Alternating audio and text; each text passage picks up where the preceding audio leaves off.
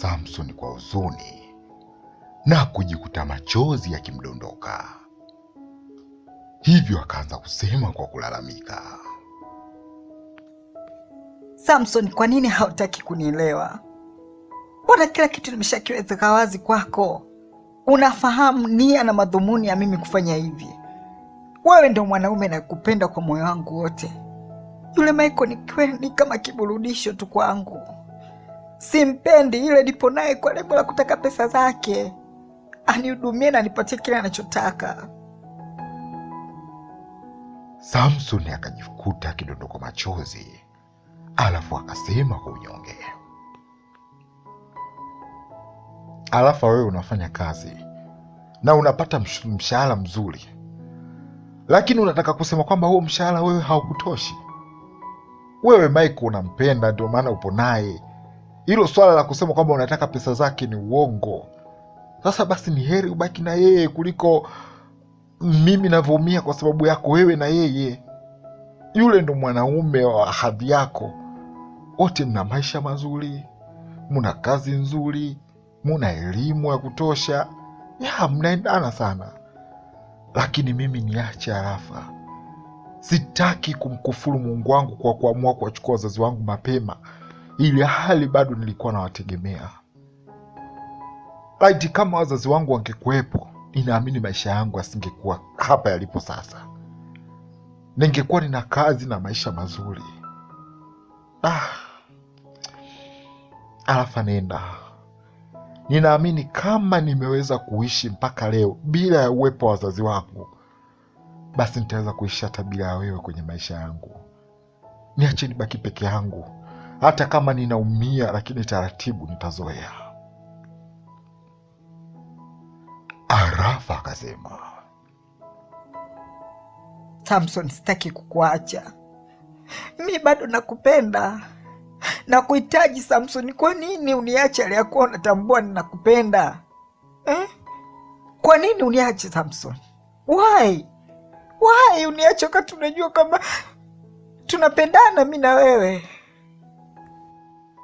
Samson akafuta machozi, huku mengine yakizidi kumbubujika na kusema, Arafa, nenda. Na hapa usirudi tena. Mimi sikufai, tafadhali. Naomba nisikuone tena katika maisha yangu.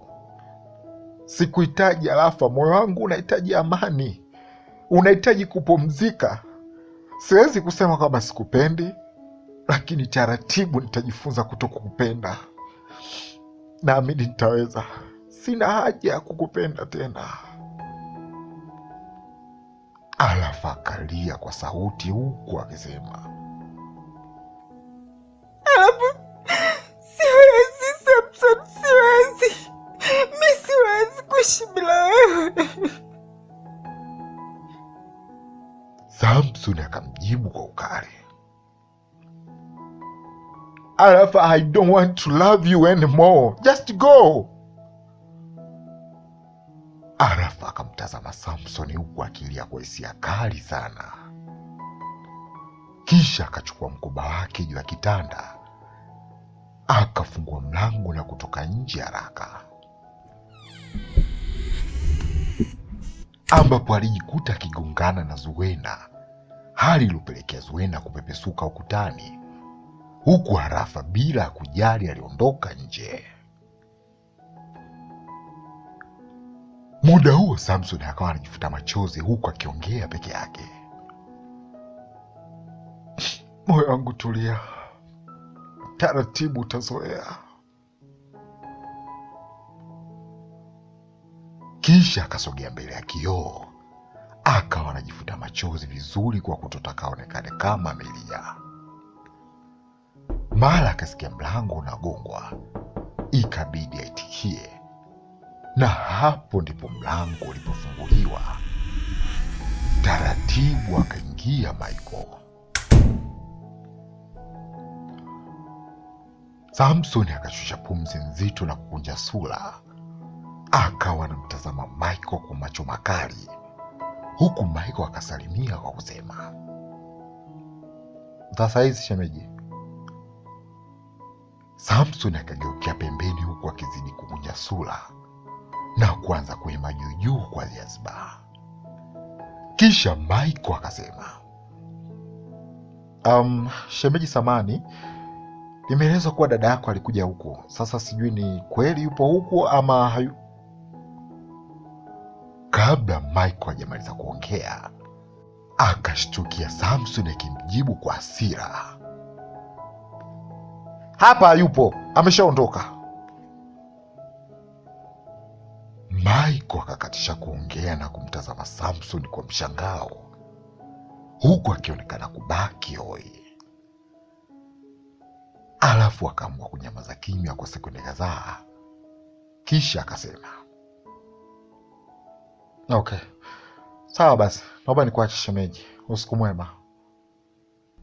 Alafu akafungua mlango na kuondoka zake, huku Samson akabaki akiongea peke yake.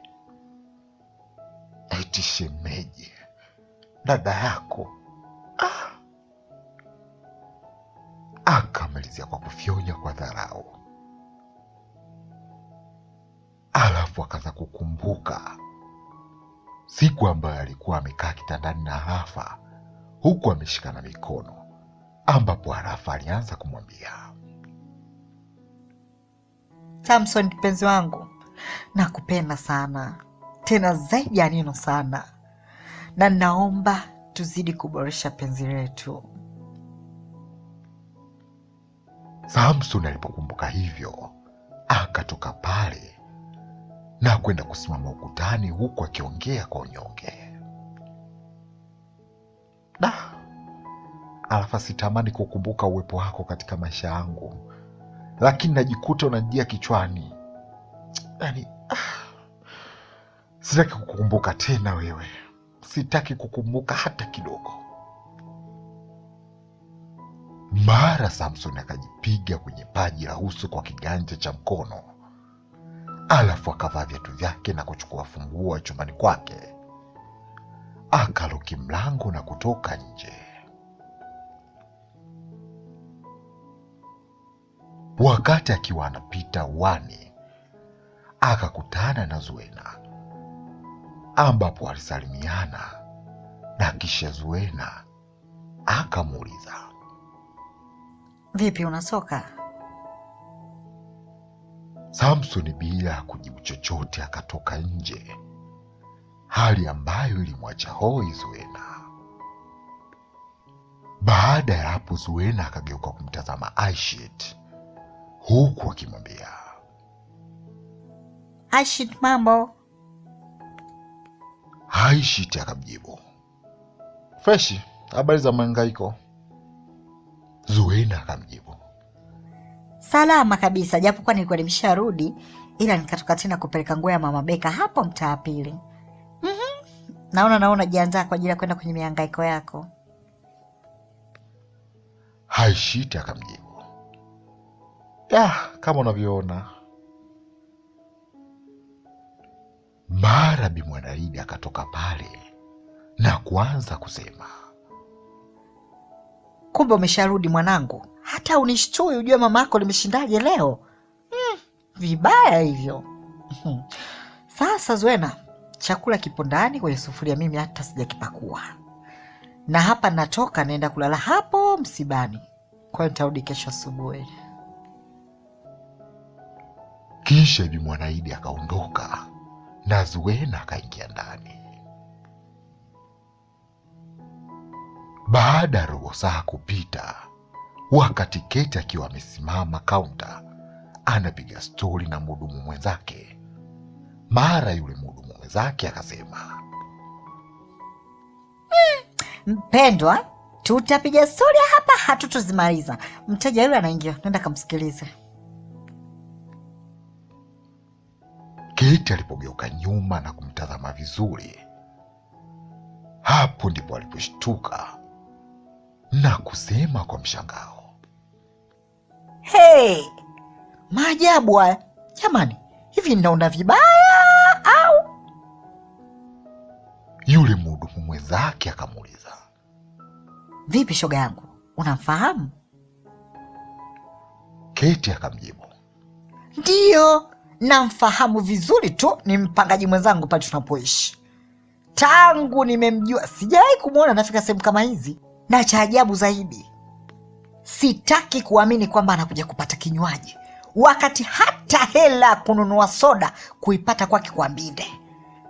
Yule nyumbani kila siku tunagombana kuhusu hela ya umeme. Yule mhudumu mwenzake akasema, Shoga yangu, tuachane na hayo yote, lakini sio kwa kumdharau huko jamani. Umemdharau? Keti akasema kwa dharau zaidi, sio na mdharau, mwanaume suruali yule. Hivi unavyokuambia, ana kidemu chake kwa kimoja kinakujaga pale nyumbani, ndio kinachomtunza. Ni Mario yule, hamna kitu. Yaani muone vile vile na mwili wote ule, anaonekana mwanaume shupavu, handsome, tena mkakamavu, lakini ni maskini wa kutupwa kabisa. mhudumu mwenzake akasema, basi nenda kamhudumie mpangaji mwenzako. Keti akabeba trei ya vinywaji huku akisema, yaani hadi ninaona uvivu kwenda, maana ninajua hato niagiza chochote cha maana zaidi ya soda. Akamalizia kwa kufyonya huku akiondoka kwa mwendo wa madaha. Hakimu